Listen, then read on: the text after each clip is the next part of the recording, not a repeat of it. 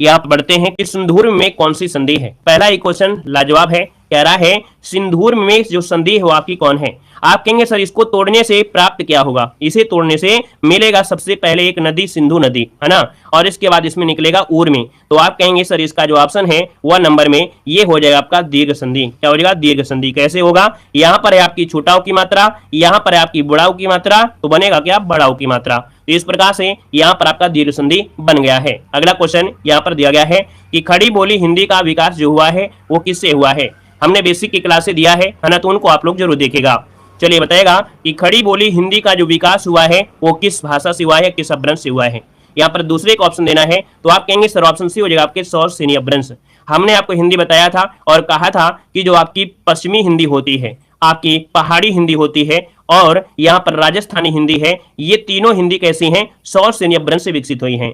वहीं पर जो अर्धमगधी है ये आपकी कौन सी आई है, तो आपकी पूर्वी हिंदी से आई है, और जो बिहारी हिंदी है वो आपकी मगधी अपभ्रंश से आई है। ठीक है ना। अगले क्वेश्चन को आते हैं। क्वेश्चन दिया गया है कि गांधी को राष्ट्रपिता कहा गया है, वाक्य में संज्ञा किस से किस रूप में परिवर्तित हो रही है। 3 नंबर आपसे कह रहा है। दोस्तों यहाँ पर देखा जाए तो आपका 3 नंबर में जो ऑप्शन बनेगा इनमें से राइट क्या हो जाएगा। चलिए भाई 3 का ऑप्शन दीजिएगा। 3 का ऑप्शन क्या हो जाएगा। चलिए 3 का ऑप्शन ए नंबर तो आपका नहीं होगा भाई, ये नंबर तो आपका नहीं होगा, है ना, ये नंबर तो पूरा कटा हुआ है। और बताइए दूसरा, यहाँ पर देखिए आपका जो आ गया है यहाँ पर बी नंबर, कुछ लोगों ने दिया है यहाँ पर डी नंबर। देखो हमने कहा कि ए नंबर नहीं होगा, लेकिन यहाँ पर दिया है गांधी को, है ना, गांधी को, तो यहाँ पर गांधी को यहाँ पर दिया है जातिवाचक, फिर गांधी को दिया है व्यक्तिवाचक। राष्ट्रपिता, और राष्ट्रपिता जो कहा गया है वो किसे, सिर्फ गांधी जी को कहा गया है। राष्ट्रपिता एक भाव को दर्शा रहा है ना, तो इसके हिसाब से तो आपका डी होगा। बाकी बहुत जगह यहाँ पर बी दिया गया है, लेकिन हमारे अकॉर्डिंग तो आपका आंसर ये होगा, क्योंकि राष्ट्रपिता सिर्फ एक लोगों को कहा गया है, ना कि पूरे गांधी परिवार को कहा गया, सिर्फ एक ही व्यक्ति को अभी तक कहा गया है, जो कि आपके भाव को दर्शा रहा है। ठीक है ना। यहाँ पर अगला क्वेश्चन दिया गया है कि स्रा जो आपका है एक संयुक्त व्यंजन है, इनमें किन 2 वर्णों को सम्मिलित किया गया है। दोस्तों यहाँ पर देखा जाए तो स्रा जो आपका है एक संयुक्त व्यंजन है, ये भी आप लोग जानते हैं। हमने कहा कि इसका जो निर्माण होता है वो होगा कैसे, तो ये निर्माण होगा सा धन रा से, है ना। संयुक्त अक्षर आपने पढ़ा होगा, वर्णमाला में हमने बताया भी था, तो याद रखिएगा कि सा धन रा से होता है स्रा का निर्माण, है ना। और अगला क्वेश्चन दिया गया है कि रमेश की पुस्तक पुरानी है, इस वाक्य में पुस्तक जो आपका है तो है क्या, यहाँ पर 5 नंबर में। तो आप कहेंगे सर रमेश की पुस्तक, पुस्तक क्या है, पुस्तक की तो बात हो रही ना कि पुस्तक पुरानी है, तो आप कहेंगे सर जब पुस्तक पुरानी है तो पुस्तक ही क्या है, पुस्तक ही आपकी विशेष से है, तो आप कहेंगे सर ऑप्शन आपका हो जाएगा ए नंबर है, ये है आपकी विशेष से हो जाएगा। पुरानी और नई ये क्या होता है, विशेषण होता है, तो आपका जवाब हो जाएगा आपका ए नंबर है, राइट हो जाएगा। अगला क्वेश्चन दिया गया है कि मेरे घर से आपका घर 5 किलोमीटर दूर है, इस वाक्य में घर से कौन सा कारक है ना। ये पर देखिए 6 नंबर में कौन सा कारक है, तो भैया मेरे घर से आपका घर 5 किलोमीटर दूर है, और दूर है तो आप कहेंगे सर यहाँ पर आप अलगाव की बात हुई है, इसका मतलब है ऑप्शन डी नंबर है, यहाँ पर राइट हो जाएगा, अपादान पहुंच जाएंगे। ठीक है ना।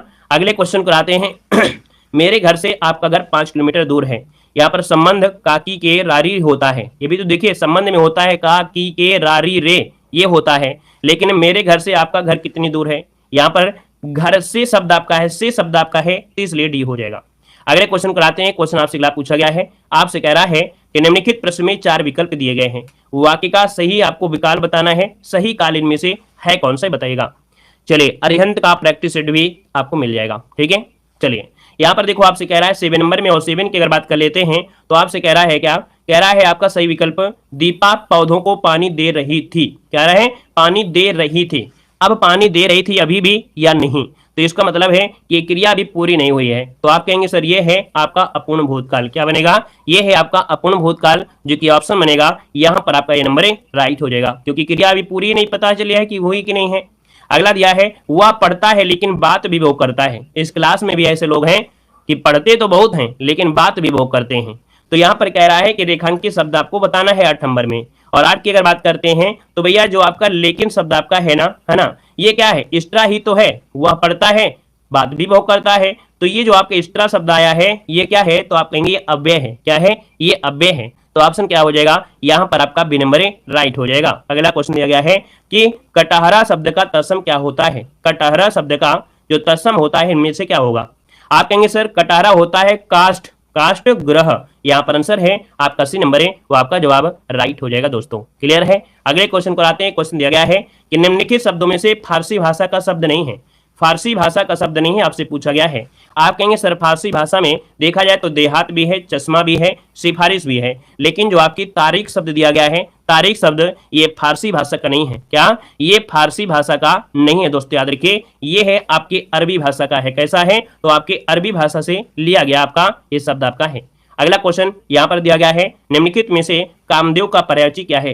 कामदेव का पर्यायवाची सबसे पहले होता है मनोज, ठीक है ना, और इसके बाद फिर क्या होता है, यहां पर होता है क्या, मार शब्द होता है।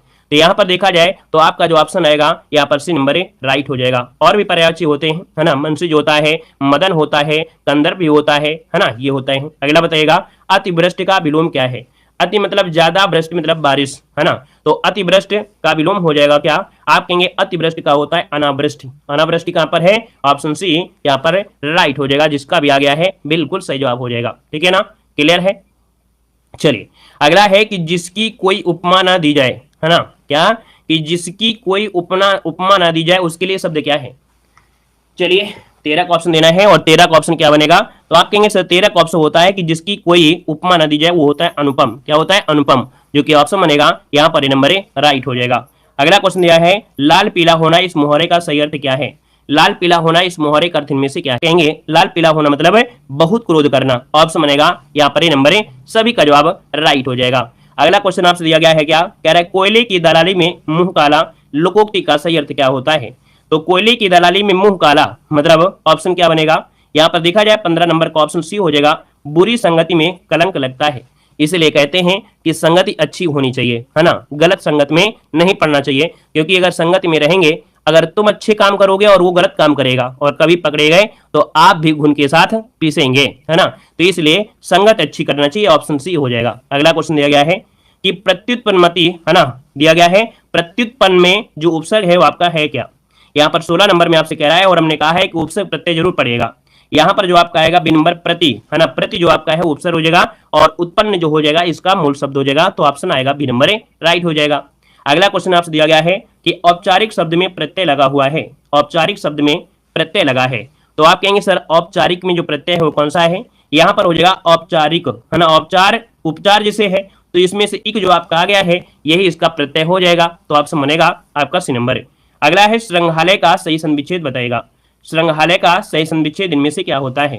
क्वेश्चन नंबर 18 बताना है, और 18 की अगर बात कर लेते हैं तो आप कहेंगे सर इसमें देखा जाए तो सबसे पहले निकलेगा सम, है ना, क्या निकलेगा? सम, और सम जो आपका दिया है ये वाला बनेगा, क्योंकि यहाँ पर जो अक्षर है आधा यही आपका बनेगा, तो भैया सम धन ग्रह धन आलय मतलब ऑप्शन बनेगा डी नंबर, ये आपका सही हो जाएगा।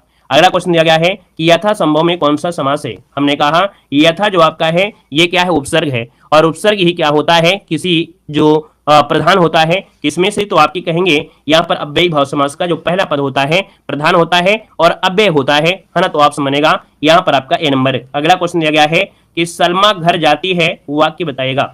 सलमा घर जाती है वाक्य बताइएगा, मतलब शाम को अगर आपके मोबाइल में नेट ना बचे और आपके यहाँ पर बफरिंग होने लगे तो आप कहोगे सर बफरिंग हो रही है, चाहे हमारे यहाँ हो बफरिंग या ना हो, लेकिन आप लोग कहोगे सर बफरिंग हो रही है। भैया आपके मोबाइल में भी तो दिक्कत हो सकती है, आपके नेट में भी कम दिक्कत हो सकती है कि हमारे नेट में दिक्कत होगी, ऐसा तो नहीं है। चलिए सलमा घर जाती है वाक्य दिया गया है 20 नंबर में, तो ऑप्शन क्या हो जाएगा? ये सलमा घर जाती है, सिंपल सी बात है, कोई ऐसा कंजक्शन दिया नहीं है, तो आप कहेंगे सर जो ऑप्शन है यहाँ पर आपका ए नंबर राइट हो जाएगा। अगला है सही विकल्प आपको चयन करना है जो आपका शुद्ध वाक्य हो। तुम तुम्हारा तो शब्द हो ही नहीं सकता है, यही से गलत हो जाएगा। तुम तुमका ये भी नहीं हो सकता है, तुम तेरा ये भी नहीं हो सकता है, तो भैया तुम अपना काम करो, यहाँ पर ऑप्शन डी वाला जिसका आया है बिल्कुल सही जवाब हो जाएगा। अगले क्वेश्चन को आते हैं। क्वेश्चन यहाँ पर हो गया है कि शुद्ध वर्तनी वाले शब्द का चयन करना है, शुद्ध वर्तनी वाले शब्द का चयन करना है। सलमा को मिल गया है बलमा और बलमा चले गए घरमा। देखो 22 नंबर की अगर बात करते हैं तो 22 का ऑप्शन क्या हो जाएगा? शुद्ध वर्तनी। यहाँ पर दिया है अंत्याक्षरी, यहाँ पर देखो पूजनी गलत दिया गया है, तदुपरांत होता ये गलत दिया गया है, कवित्री में आपका ये गलत दिया है, मतलब अंत्याक्षरी ऑप्शन महिला आपका जवाब राइट हो जाएगा। ठीक है ना, पहला ही ऑप्शन राइट हो जाएगा। अगला क्वेश्चन देखो आपसे दिया गया है जो कि इस प्रकार के हमने क्वेश्चन आपको बहुत बार पढ़ाया है कि इनको भैया देखा जाए तो बड़े आसानी तरीके से आप लोग सॉल्व कर पाएंगे।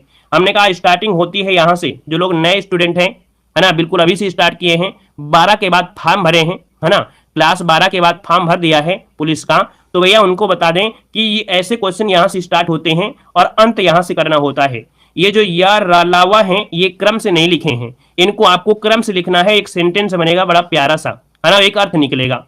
तो कैसे स्टार्ट करेंगे, भारतीय गांवों के, और ऑप्शन को देखिए, भारतीय गांवों के सुधार के लिए अभी भारत सरकार को और राज्य सरकारों को बहुत प्रयत्न करना होगा। देखिए ऑप्शन बी वाला यहां पर राइट हो गया है। क्लियर हो गया है, समझ में आ गया है। आगे बढ़िए, क्वेश्चन आपसे दिया गया है, कह रहा है बीभत्स का स्थायी भाव क्या है। अब इसका जवाब तो सबसे पहले हाई स्कूल इंटर वाले दे देंगे, क्योंकि बिल्कुल ताजे ताजे से पढ़ के आते हैं। यहां पर दिया गया है बीभत्स रस का स्थायी भाव क्या है, तो आप कहेंगे सर बीभत्स रस का जो स्थायी भाव होता है वो होता है जुगुप्सा। क्या होता है, जुगुप्सा होता है, जो कि देखा जाए जवाब बिल्कुल सही आ गया है ना। और यहां पर अगर पूछे कि शोक जो होता है, शोक है ना, तो शोक होता है किसका, करुण रस का, करुण रस का होता है ना। यहाँ पर विस्मय जो आपका किसका है, तो विस्मय आपका हो जाएगा किसका, अद्भुत रस का, है ना। बहुत अच्छे। अगला बताएगा कि मंगल भवन या मंगल हारी द्रव सुदशरथ अजिर बिहारी, इन पंक्तियों में किस छंद का प्रयोग हुआ है। 25 नंबर ऑप्शन को लॉक करना है। तो आप चाहे तो मात्रा भी लगा सकते हैं, अगर आपको मात्रा लगानी नहीं आती है तो आपको सबसे पहले आपको लघु स्वर और दीर्घ स्वर को आपको पढ़ना होगा, कुछ रूल है उनको भी पढ़ना होगा। बाकी हमें तो आपकी मुंह का आंसर बताएंगे कि भैया डबल सिंगल सिंगल, है ना, single single single single double single single double double 16 हो जाएंगी मात्राएं, और 16 जो होती हैं वो आपकी चौपाई में होती हैं। और इतनी स्पीड से लगाया है, इसका मतलब है कि आपको बेसिक पढ़ना होगा। बेसिक की वीडियो आप लोग डालेगा, देव जी के ट्रिक और क्या डालेंगे, छंद, बिल्कुल आसान तरीके से आ जाएगा। अगला क्वेश्चन दिया गया है कि तेरी बरछी ने खलन के यहाँ पर पंक्ति में अलंकार क्या है। आप देखते हैं कि हमारे चैनल पर एक मॉडल पेपर होता है रात को 8:50 में, और अगर उस क्लास को आपने ज्वाइन किया है तो इस क्वेश्चन को देखने की आवश्यकता नहीं होगी और आपका आंसर बिल्कुल फास्ट आ जाएगा। हमने कहा कि भैया एक बर्छी होती है जो हाथ में लेकर मारा जाता है, और एक बर्छी होते हैं जो आपके कौन होते हैं, पतिदेव होते हैं, मतलब वर मतलब पति होते हैं। तो आप कहेंगे सर ये जो आपका आंसर है वो है आपका यमक अलंकार, जो कि ऑप्शन बनेगा यहाँ पर डी नंबर हो जाएगा। अगला क्वेश्चन दिया गया है कि तुलसीदास द्वारा रचित रामचरितमानस में कितने कांड हैं। रामचरितमानस में कितने कांड है आपसे पूछा गया है, जल्दी बताइए। तो देखिए जब रामचरित में कांड की बात किया गया है तो आप कहेंगे 7 कांड होते हैं। कभी कभी आपसे क्वेश्चन को कांड नहीं बोलते हैं, आपसे बोल देते हैं सोपान। क्या बोलते हैं, सोपान। तो याद रखिएगा सोपान ही आपका कांड है, ऑप्शन बनेगा आपका ए नंबर। अगला क्वेश्चन है कि हिंदी की आदि जननी क्या है। हिंदी की आदि जननी किसे कहा जाता है। बेसिक वाले वीडियो भैया जरूर देखिएगा, हमने आपको बता भी दिया है ना। बेसिक वाले वीडियो जरूर देखिएगा, उनसे आपको इतना फायदा होगा, है ना, बहुत ज्यादा फायदा होगा। देखो यहाँ पर हिंदी की आदि जननी कहते हैं आपको किसको, तो आपके संस्कृत को। क्यों, क्योंकि भैया पहले संस्कृत आई है और संस्कृत का धीरे धीरे धीरे करके बाद में आपका कौन आई, हिंदी आई। इसलिए हिंदी की आदि जननी जो आपकी है वो आपकी संस्कृत भाषा है। इसे देव भाषा भी कहते हैं, याद रखिएगा। लेकिन अगर हम आपसे पूछे हिंदी की जननी क्या है, अगर 1 मिनट हम आपको आदि शब्द हटा देते हैं तब आप क्या जवाब देंगे। अगर यहाँ पर हम आदि शब्द हटा दें तब आप क्या जवाब देंगे, तो आप कहेंगे सर हिंदी की जननी अपभ्रंश को कहते हैं। ठीक है, याद रखिएगा, हिंदी की जननी अपभ्रंश को कहते हैं, लेकिन हिंदी की आदि जननी जो कहते हैं वो आपके संस्कृत को कहते हैं। याद रखिएगा, ये छोटी सी पॉइंट को याद रख लीजिएगा। अगला क्वेश्चन दिया गया है, यहाँ पर क्रोध के बारे में दिया है, और क्रोध ना हो तो बिल्कुल जीवन बेकार है, इसलिए क्रोध होना आवश्यक है। यहाँ पर हम लोग बिना पढ़े हुए क्रोध को हम लोग पढ़ लेंगे। यहाँ पर गद्यांश में जो दिया गया था किसके बारे में, तो शांत रहो और सुखी रहो, ये क्रोध के बारे में था। गद्यांश में आप लोग पढ़ लेंगे, ठीक है ना। और आते हैं क्वेश्चन नंबर है, यहाँ पर देखो 34 नंबर क्या कह रहा है कि ऊपरी दिखावे के रूप में होने वाला। देखो चाहो तो गद्यांश सॉल्व कर लेंगे, लेकिन हम आपको पीडीएफ दे देंगे। टेलीग्राम है आपका देव जी के ट्रिक, तो आप लोग टेलीग्राम से पीडीएफ को डाउनलोड करके उसको सोल्व कर लीजिएगा, कोई दिक्कत नहीं है, पढ़ो और सोल्व करो। यहाँ पर दिया है ऊपरी दिखावे के रूप में होने वाला। जो ऊपरी दिखावे करता है भैया उसे कहते हैं औपचारिक। क्या कहते हैं, ऊपरी दिखावे के रूप में होने वाला उसे कहते हैं औपचारिक, जो कि ऑप्शन है आपका सी नंबर है। नेक्स्ट क्वेश्चन है कि कौन सा शब्द वायस का समानार्थी शब्द नहीं है।